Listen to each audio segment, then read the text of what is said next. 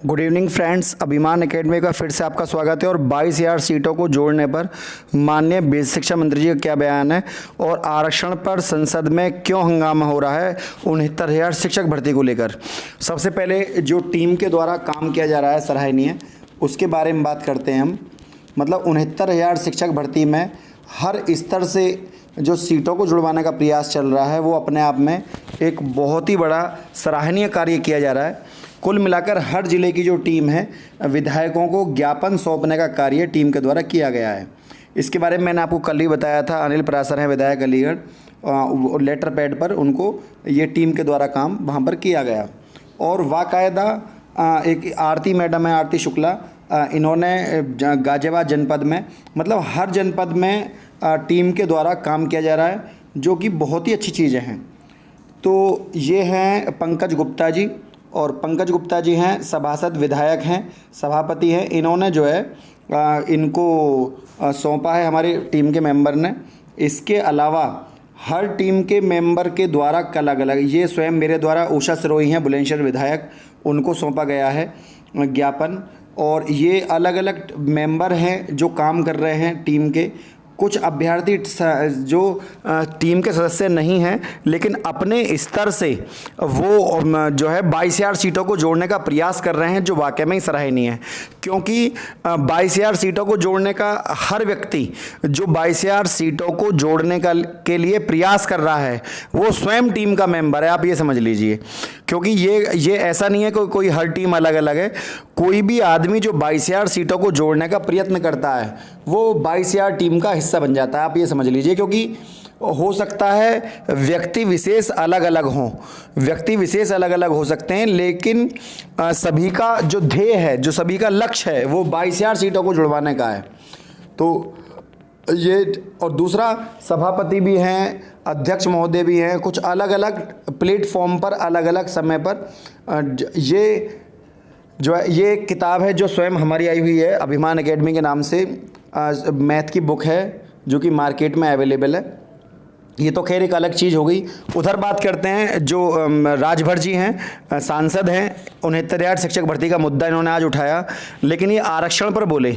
इन्होंने एक वहाँ पर ये बात बोली कि जो जनरल की लिस्ट है वो तो लगी है 64 पर।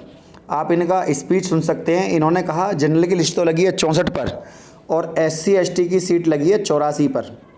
तो थोड़ा डाटा जो है इनको करेक्ट करना होगा सर को, क्योंकि 64% पर जनरल की लिस्ट नहीं लगी है। अगर 64 पर लगी होती तो बहुत सारे भाइयों का नंबर आ गया होता जनरल की लिस्ट, पहली बात तो। दूसरा, SC ST की जो लिस्ट है वो 84 पर नहीं लगी है। और भरी संसद में ये बात आज इन्होंने कही। आप चाहो तो जाकर देख भी सकते हो, जो हमारे संसद का चैनल है, दूरदर्शन भी है और इसके अलावा संसद टीवी भी है, राज्यसभा टीवी है, लोकसभा टीवी है, उन पर इनका बयान जो है दर्ज है, जो कि गलत है।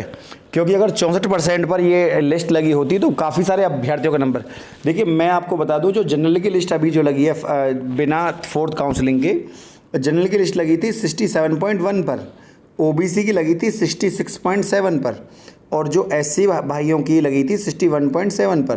तो ये लिस्ट लगी है। और ये इन्होंने कहा कि जनरल की लिस्ट लगी है 64 पर और SC ST की लिस्ट लगी है 87-84 पर।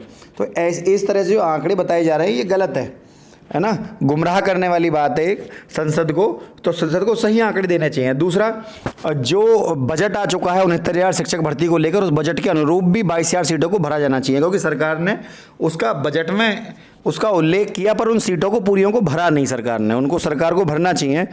और 22,000 सीटों को जोड़ने पर जो माननीय बेसिक शिक्षा मंत्री जी का बयान है, उन्होंने ये कहा कि 69,000 शिक्षक भर्ती प्रक्रिया पूरी हो चुकी है और संशोधन वाला मुद्दा है, संशोधन वाले मुद्दे को ख़त्म होते ही तुरंत ही 4th काउंसलिंग, जो आपका आचार संहिता लगेगी, आचार संहिता से पहले पहले नियुक्ति पत्र दे दिया जाएगा, आप चिंता ना करें, ऐसा उन्होंने कहा।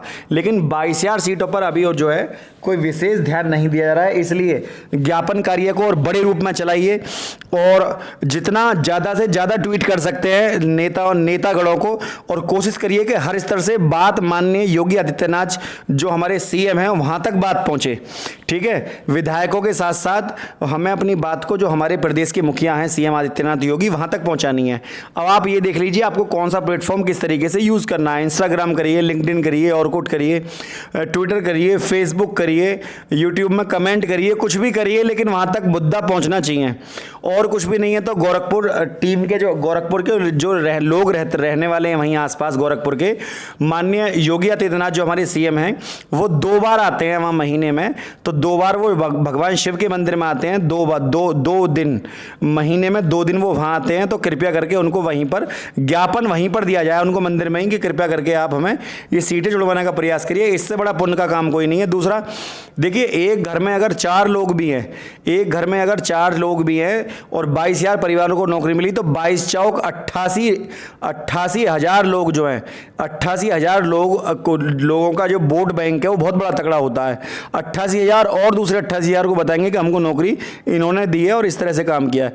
तो अपना अपना लोगों का एक ग्रुप होता है। पहली बात तो 4 लोग मैंने कम से कम गिने हैं।